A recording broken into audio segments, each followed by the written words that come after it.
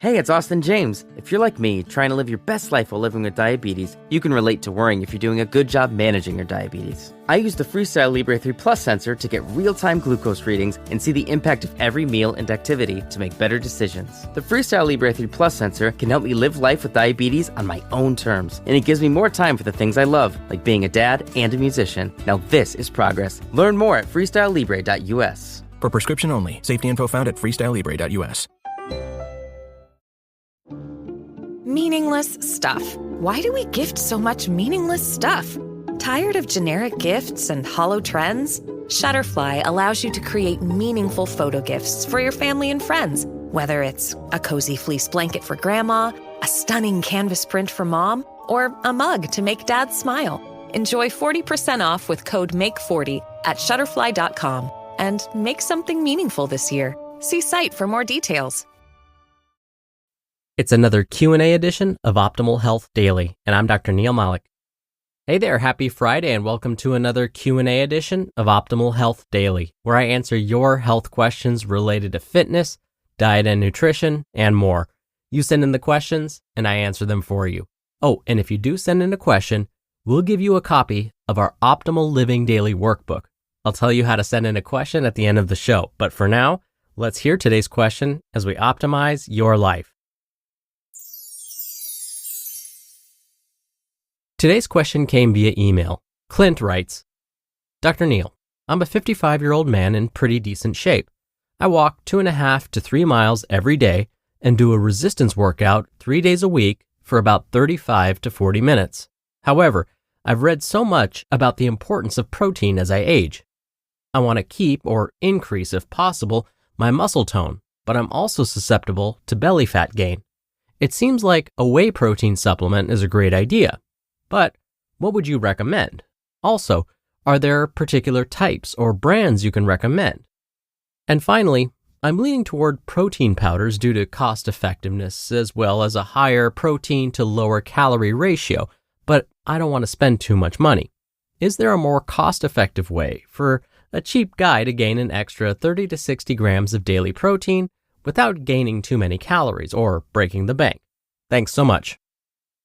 Thank you for taking the time to send in your question, Clint. First, based on how you describe the types of activities you do, the fact that you walk 2.5 to 3 miles every day and perform resistance training 3 days a week, I would agree that you're probably in decent shape. Maybe even more than just decent shape. It's actually really impressive. Now, you're correct that protein is important in your case for two main reasons. You're active and you're over the age of 40. But I'm willing to guess you're probably already consuming enough protein. How could I possibly know this? This is because there have been a lot of data collected on how much and what types of foods populations around the world consume regularly. What we've learned is that most consume plenty of protein each day. Now, is the amount of protein you're currently consuming enough to support muscle growth and help build strength? And that's the question most everyone wants to know, right? Well, the American College of Sports Medicine, or ACSM, says that if your goal is to build strength and muscle, you need to consume 1.2 to 1.7 grams of protein per kilogram of body weight. It's frustrating that their recommendations don't use ounces of protein and pounds of body weight, I know, but luckily the math isn't too hard. Let's figure this out together. Stay with me here. Let's say Jamie weighs 125 pounds. To use the American College of Sports Medicine's recommendations, we need to convert Jamie's weight into kilograms. Luckily, the math is simple. Take 125 pounds and divide that by 2.2. You would do the same thing for any body weight. So, if you weigh 150 pounds, divide 150 by 2.2. If you weigh 110 pounds, divide 110 by 2.2. Either way, that's going to give us your weight in kilograms. So, Jamie's weight in kilograms is 125 divided by 2.2, which is 56.82 kilograms. Okay, so now what? Now that we know Jamie's body weight in kilograms, we can figure out how much protein they need to consume each day. Like I mentioned before, the American College of Sports Medicine says if you want to build strength and muscle, you need somewhere between 1.2 and 1.7 grams of protein per per kilogram of body weight. We know Jamie's body weight in kilograms. We just figured it out. It's 56.82. So we take 56.82 and multiply it by the American College of Sports Medicine's recommendations. We'll start by multiplying 56.82 by the lower end of the recommendation, 1.2 grams of protein. So, plugging that into our calculator, we get 56.82 times 1.2 grams of protein equals 68 grams of protein. That means, at a minimum, Jamie needs to consume about 68 grams of protein each day to build strength and muscle. Now let's find out how much they should consume at a maximum, according to these recommendations.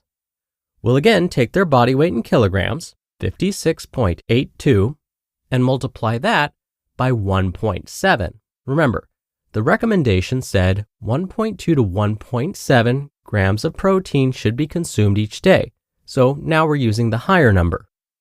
56.82 times 1.7 equals 97 grams of protein. Okay, so that means Jamie should consume between 68 and 97 grams of protein each day to help support muscle growth. Now, what happens if we go beyond that maximum?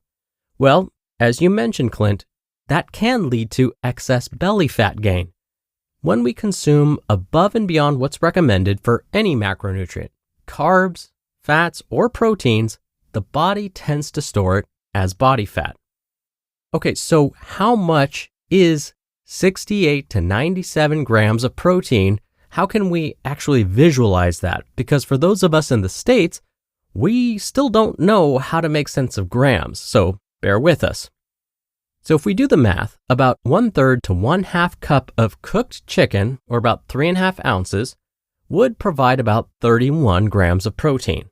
So for someone that weighs 125 pounds, they need to eat about a 1/2 cup of cooked chicken 3 times a day to make sure they're getting enough protein to build strength and muscle. That will help them meet that 68 to 97 grams of protein for their body weight. Now that's not that much, I know. Plus, this doesn't include any protein they're getting from other sources like eggs, meat, dairy, beans, soy, breads, and so on. Most studies actually have found that consuming above and beyond these daily protein recommendations don't seem to help improve muscle size or strength, and as I mentioned before, it can contribute to belly fat. Now, what about types of protein? Aren't some forms of protein better for muscle growth? This used to be true. In fact, on this podcast, I had mentioned how whey protein tends to be absorbed better than other forms of protein. But more research has come out and found that all protein sources can be helpful for increasing muscle size and strength. And these sources include not just whey protein, but soy, casein, and pea-based proteins. What seems to be most important is consuming protein throughout the day, not all at once. Studies have found that getting about 20 to 30 grams of protein in each meal may stimulate optimal muscle growth. So again, that would be like consuming about 1/2 cup of cooked chicken with each meal. So, when might protein supplements, like in the form of protein powders or shakes, be helpful? And how can we find a product that's safe to use? As far as whether protein supplements are helpful, if we aren't getting enough protein each day, like that 1/3 to 1/2 a cup of protein at each meal, then we need to consider taking a protein supplement. Now, I should mention that protein supplements in the form of protein powders are considered ultra-processed foods. When it comes to supplements in general, not just protein powders and supplements, there's always the concern that the product may not meet quality and purity standards. In fact, according to ConsumerLab.com, 10 products that they independently reviewed contained cadmium and lead that went over the established safety standards. Even worse, more than half of the samples they tested had bisphenol A, or BPA. And this is a problem because bisphenol A, or BPA, is believed to be harmful to our health because it can mess with our hormones. So, finding products that are free of these impurities is important. We also need to think about whether we want to supplement with animal-based or plant-based protein products. In general, animal-based supplements tend to have a higher overall protein content when compared to plant-based sources. Also, The fewer ingredients a product has, usually the lower its calorie content. So, for some flavored protein powders, we may find that they're higher in calories and possibly higher in added sugar than others. When it comes to when we should consume a protein supplement, after finishing a resistance training workout may be better than consuming it before the workout. So what about affordability? Luckily, Consumer Lab has done this research for us. On their site, they posted their top picks for whey protein. These top picks are based on the supplement's quality, purity, taste, and price. Their first pick is NutriCost Grass-Fed Whey Protein Isolate, the unflavored version. Their other top pick is Optimum Nutrition Gold Standard 100% Whey Double Rich Chocolate Flavor. Now, when it comes to cost, a good rule is to find a product that's less than 75 cents per 20 grams of protein. Now, another heads up, thankfully, there aren't many reported side effects for use of these protein supplements in the short term. The most commonly reported, more immediate side effect is gastrointestinal discomfort, but there aren't many long-term studies available on protein supplementation, so it's hard to say what any long-term effects may be. So, what's the bottom line? In the short term, using a protein supplement in the form of a protein powder that's been tested for quality and purity is likely safe and can be helpful if we're not getting enough protein in our diets. But I always have to mention this disclaimer. Talk to your doctor before starting any supplement. Now, how do we know whether the product has been tested for quality and purity and passed the test? Besides looking at consumerlab.com, you can look at the supplement's packaging. Specifically, look for a USP or NSF symbol. These symbols mean that the product was independently tested for quality and purity. And if you're looking for a cost-effective product, aim for one that costs less than 75 cents per 20 grams of protein. Now, once you've found one and your doctor approves of you using it, follow the directions on the product for dosing instructions. And to make sure the supplement is supporting muscle size and strength, keep up with that resistance training. We're driven by the search for better, but when it comes to hiring, the best way to search for a candidate isn't to search at all. Don't search, match with Indeed. Indeed is your matching and hiring platform with over 350 million global monthly visitors and a matching engine that helps you find quality candidates fast. Ditch the busy work. Use Indeed for scheduling, screening, and messaging. 93% of employers agree Indeed delivers the highest quality matches compared to other job sites.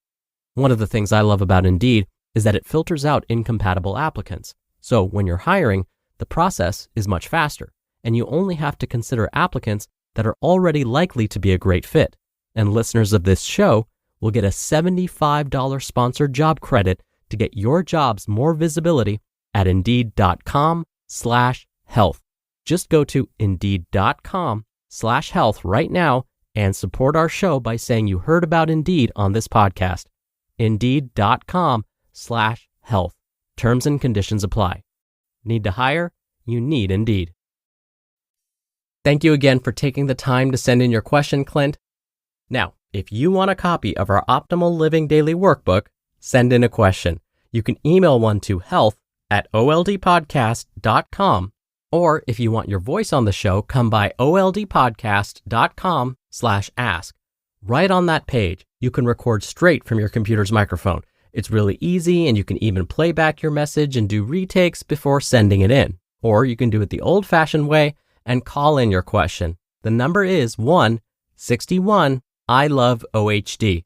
That's 1-614-568-3643. Thank you so much for sending in your questions. It's my favorite part of the show. And thank you, of course, for listening every day and all the way through. I hope you have a great start to your weekend, and I'll see you back here tomorrow where your optimal life awaits.